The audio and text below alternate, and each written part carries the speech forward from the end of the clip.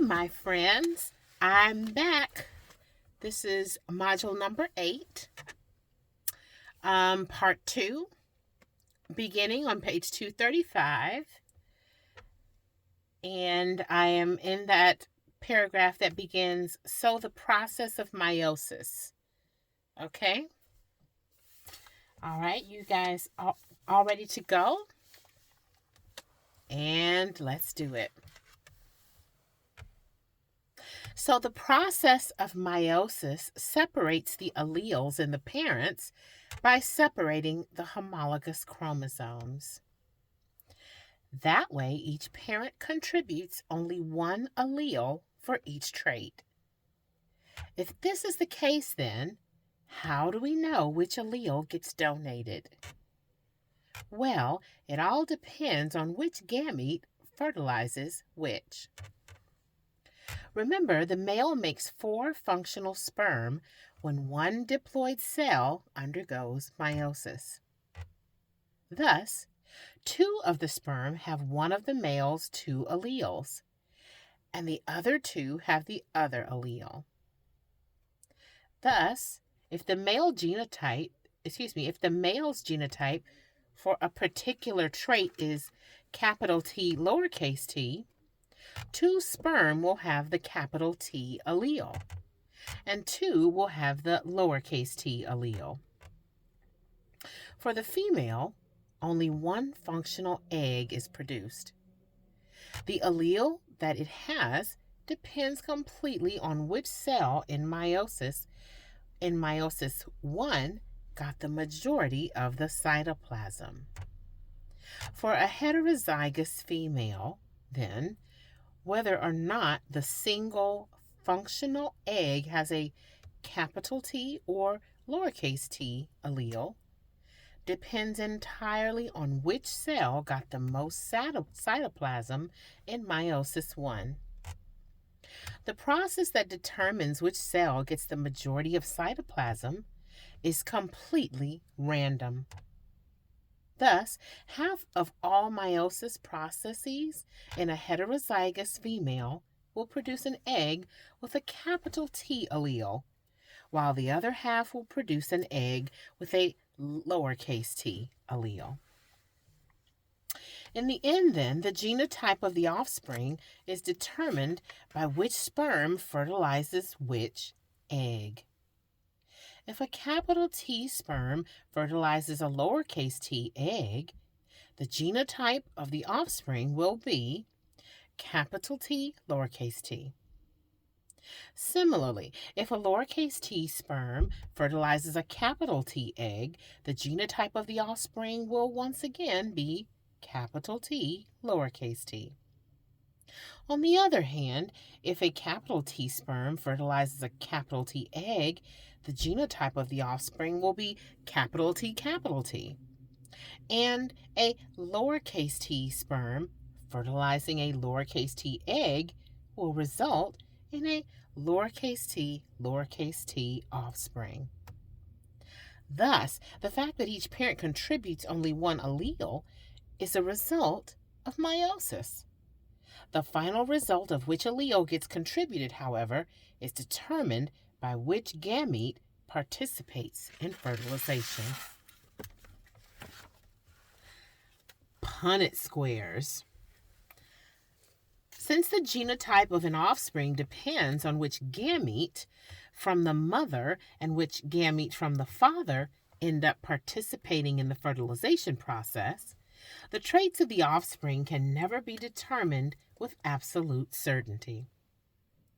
However, if we concentrate on a single definable trait, we can determine the percent chance that the offspring has for possessing a certain genotype and corresponding phenotype.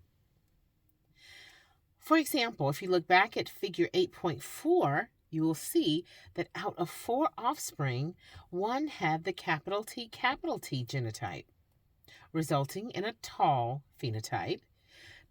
2 had the capital T lowercase t genotype, also resulting in a tall phenotype.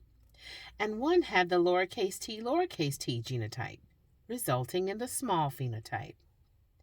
Thus, the chance of an offspring having the T genotype was 25%, or 1 in 4.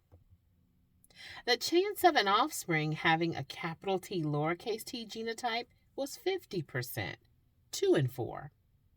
And the chance for a t genotype was 25%, 1 in 4. Since these genotypes resulted in 3 tall plants and 1 small plant, the chance for a tall phenotype was 75%, 3 in 4, and the chance for a small phenotype was 25%, 1 in 4. It turns out that for any single definable trait, we can predict the likelihood that an offspring will have a given genotype and phenotype. We do this using Punnett squares. When we construct a Punnett square, we take the genotype of one parent and the genotype of the other and place them on the top and side of a grid. This allows us to predict all possible genotypes of the offspring. For example, another experiment that Mendel performed dealt with the pea plant's flower color. In the pea plant, the allele for producing purple flowers is dominant. We will call it capital P. And the allele for producing white flowers, lowercase p, is recessive. In the first experiment, Mendel bred a homozygous purple-flowered pea plant, capital P, with a homozygous white-flowered pea plant, lowercase p. Using Punnett squares, we can predict what possible genotypes and phenotypes will be produced. Now, that wasn't very hard, since all offspring had the same genotype. Therefore, let's look at a more complex example. In this example, we use a term that you'll see a lot in genetics. When we breed two individuals, we often call it a cross. Thus, we will sometimes say that we are crossing two individuals instead of breeding them. Pedigrees. Let's suppose we want to study an organism, but we really don't know much about its genotype. Is there any way that we can find the genotype? Yes, it turns out that in many cases, you can determine the genotype of an organism if you construct a pedigree. Pedigree. A diagram that follows a particular phenotype through several generations. Suppose, for example, we wanted to determine the genotype of a guinea pig in reference to its coat color. If we had enough information about its brothers and sisters, its parents, aunts, uncles, and grandparents, we could reach some fairly solid conclusions about its genotype with respect to coat color. In a pedigree, we need to develop symbols that tell us everything we need to know about the animals that are being studied. In this course, we will represent males with squares and females with circles. In addition, whether or not a square or circle is filled in will tell us about the phenotype. In this particular example, a filled-in square or circle indicates that the guinea pig has a black coat. A hollow square or circle, on the other hand, indicates a white coat. When a circle and square are linked by a horizontal line, it indicates that the two individuals have been bred. The symbols that hang off that solid line are the offspring of the breeding. Examine figure 8.5 on the next page to see what this looks like. In this figure, the two guinea pigs in the upper left corner are a black-coated male and a black-coated female.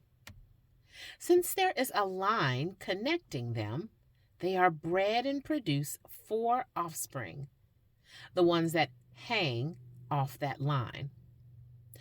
2 black-coated males, a black-coated female, and a white-coated male. The white-coated male was then bred with a black-coated female from another breeding. The letters P1, F1, and F2 refer to the generations.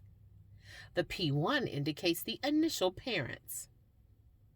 F1 represents their offspring, and F2 represents their offspring's offspring. In this pedigree, then, we are following the phenotype of coat color through 3 generations. If more generations were present, they would be labeled F3, F4, etc. That's what we mean when we say that a pedigree follows a particular phenotype through several generations. What can we learn through such a pedigree? The first thing we learn is that the allele which determines a black coat must be the dominant allele. Why? Think about it. In the cross between the black-coated male and black-coated female, the parents in the upper left corner of the figure, a white-coated male was produced. This means that the allele for a white coat must be present in the parents. However, the parents both have black coats. According to the principles of Mendelian genetics, the only way that a black-coated guinea pig can have an allele for a white coat is if the allele for a white coat is recessive.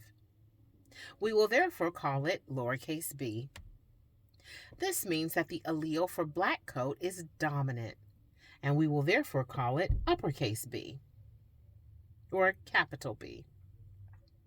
In addition, since we know that the allele for a white coat is recessive, each parent must have one. After all, for a recessive allele to be expressed, the organism must have 2 of that allele. Thus, since one of the offspring has 2 white coat alleles, one must have come from each parent. Each parent, therefore, has an allele for a white coat. Nevertheless, each parent has a black coat. This means that each parent also must have an allele for a black coat. Thus, by looking at this pedigree, we can already say that the black-coated female and black-coated male in the first cross both have a genotype of capital B, lowercase b. By just looking at the pedigree, we have determined the genotype of the first 2 parents. We can also determine the genotypes of the other parents in P1, the ones in the upper right corner of the figure. After all, the white-coated male must be lowercase b, because that's the only way it can be white. Also, since some of their offspring are white, the female parent must also have the recessive allele. This indicates that the black-coated female must be capital B, lowercase b. Do you see how that works? By just following the phenotype through a generation, we have already determined the genotype of the original parents. Now, you should notice something that looks wrong in the figure. If the P1 parents on the right-hand side of the figure, the white-coated male and black-coated female, have genotypes little b, and uppercase B, little b, as we just determined, you can work out the Punnett square to determine that the probability of a black-coated phenotype is 50%, and the probability of the white-coated phenotype is 50%. Thus, you might think that there should be 2 white-coated offspring and 2 black-coated offspring. Why are there 3 of one and 1 of the other? Remember, just because the probability of having a white coat is 2 out of 4, 50%, it doesn't mean that 2 out of every 4 offspring will be white-coated. It only means that if you have lots and lots of offspring, on average, 2 out of 4 will be white-coated. Nevertheless, for only a few offspring, the probabilities might not exactly work out. After all, if you flip a coin, the odds are 50% that you will get heads and 50% that you will get tails. This doesn't mean that for every 2 times you flip it, one will give you heads and the next give you tails. Indeed, if you take a few minutes to flip a coin right now, you might get 2 or 3 heads in a row before getting a tail. If, however, you flip the coin 1,000 times, you probably would get a total of 500 heads and 500 tails. The same thing holds true in pedigrees. You can't expect the probabilities to work out exactly each time.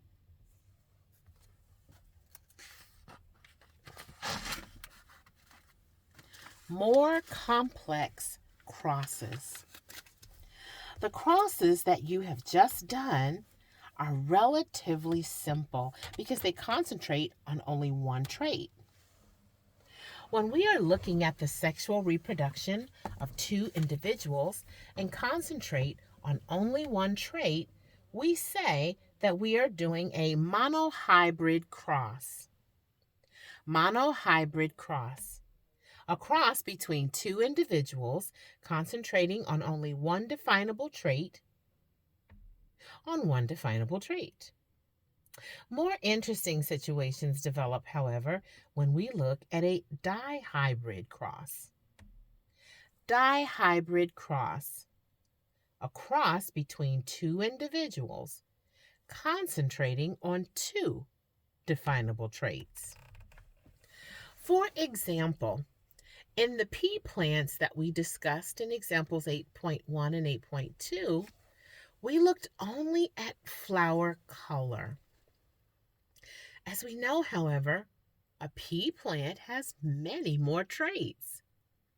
For example, it can be either short or tall, it can produce smooth peas or wrinkled peas, it can produce green or yellow peas, etc.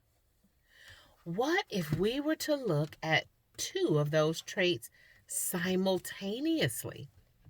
With a little more work, we can predict the possible results when a tall, purple-flowered pea plant is crossed with a short, white-flowered pea plant.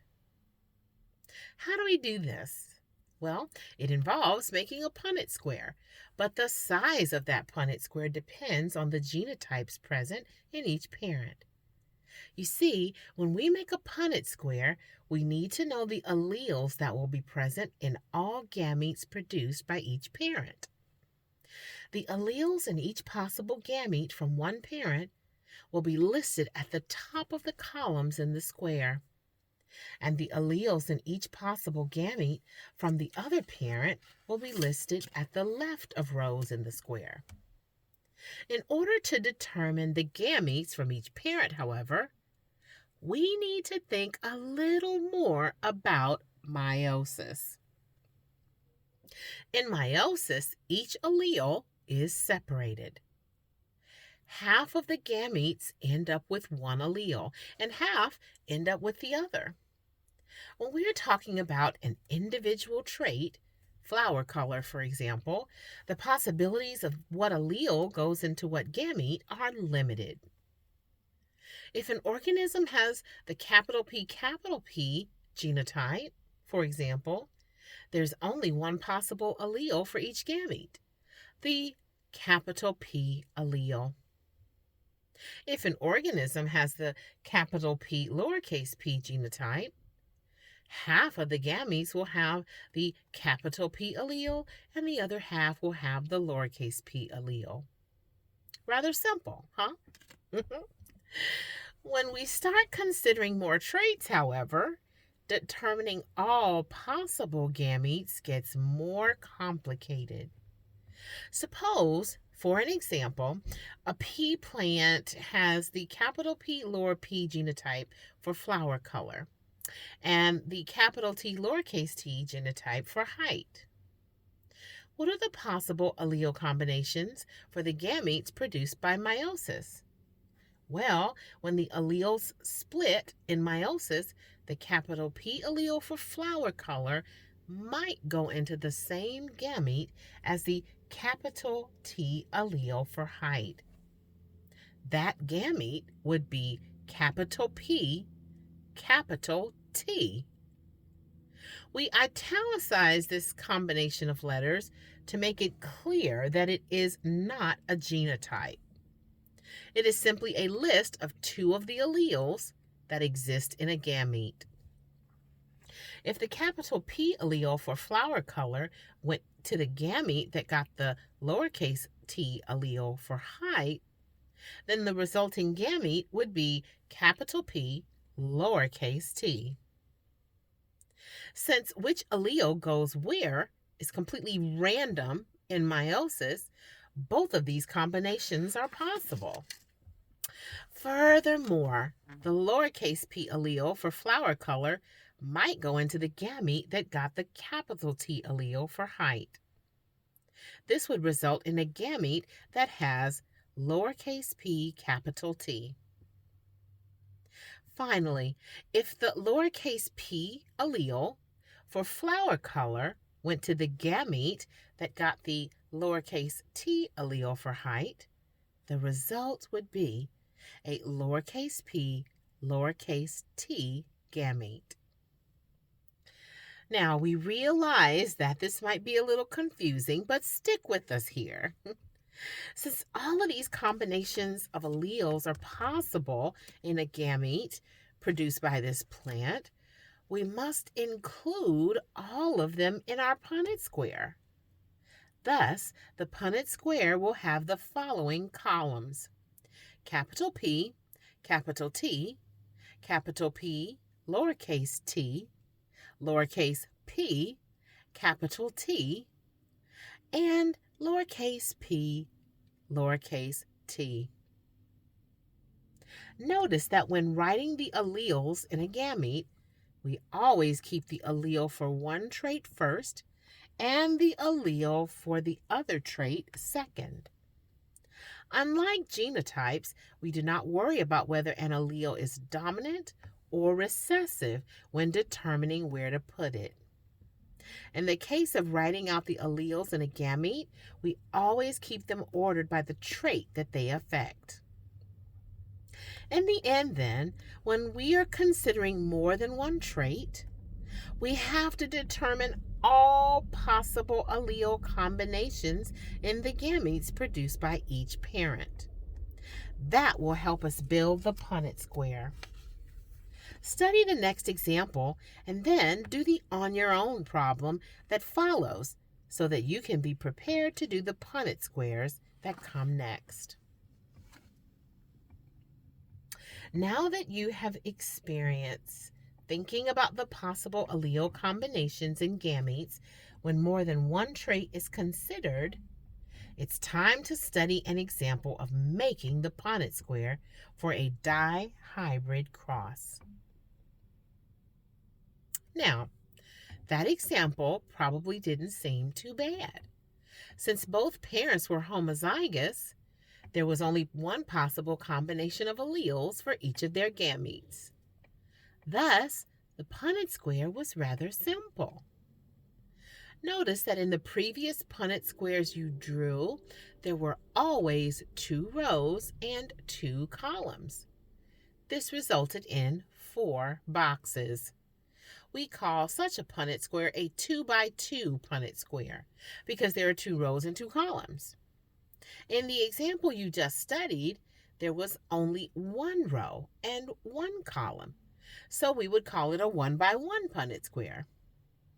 In the next example, things are a bit more complicated, resulting in a 4 by 4 Punnett square.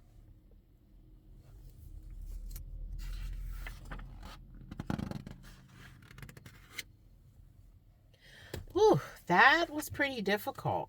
So we need to go back and review what we did. First of all, we recognized that we were dealing with two distinct traits. Thus, we knew that we had a dihybrid cross on our hands. We therefore determined all possible combinations of the 4 alleles present to determine all of the different gametes that the parents could produce. We found 4 different gametes, so we made a 4 by 4 Punnett square. After filling in the boxes, we counted the number of times that each genotype occurred, and then we divided by the total number of boxes, 16, and multiplied by 100. This gave us the percentage chance of making each genotype. Then we determined all of the genotypes that would lead to the same phenotype and added their percentages, giving us the total percent chance of producing that phenotype. This is tough stuff. No question about it. Nevertheless, it is important for you to get some practice doing it yourself. Thus, perform the following experiment. The answers to the experiment are given after the solutions to the study guide for this module.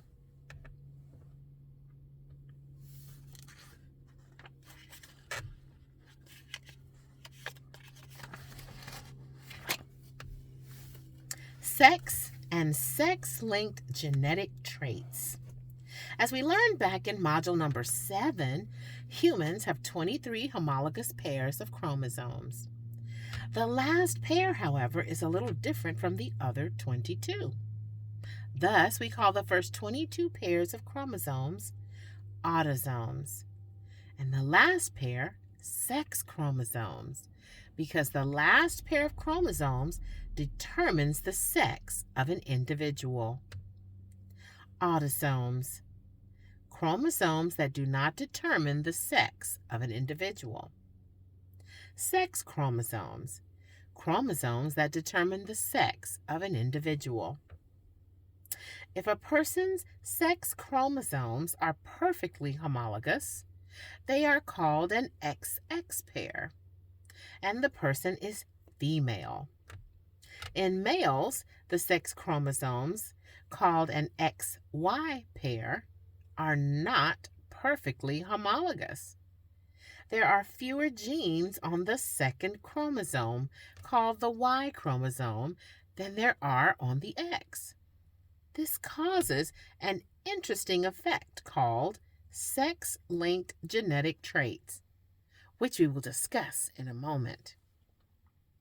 Before we do that, however, we just need to briefly make it clear how the sex of offspring is determined using these chromosomes. In meiosis 1, the homologous pairs of chromosomes are split up.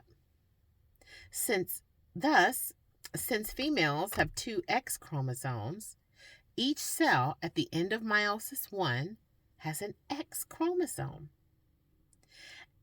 As a result, all gametes produced by a female have an X chromosome.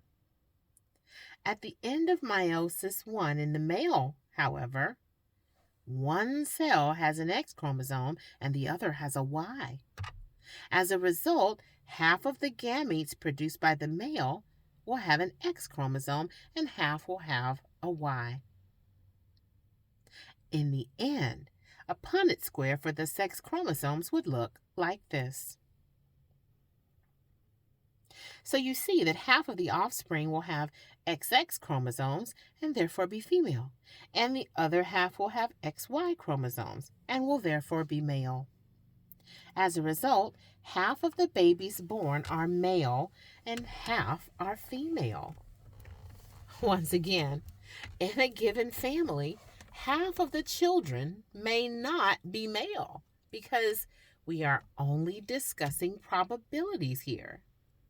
If you count enough children, half will be male and half will be female. It is not unusual, however, for a single family to beat the odds and have significantly more of one sex than the other. Sex-linked genetic traits exist because the Y chromosome does not carry as many alleles as does the X chromosome.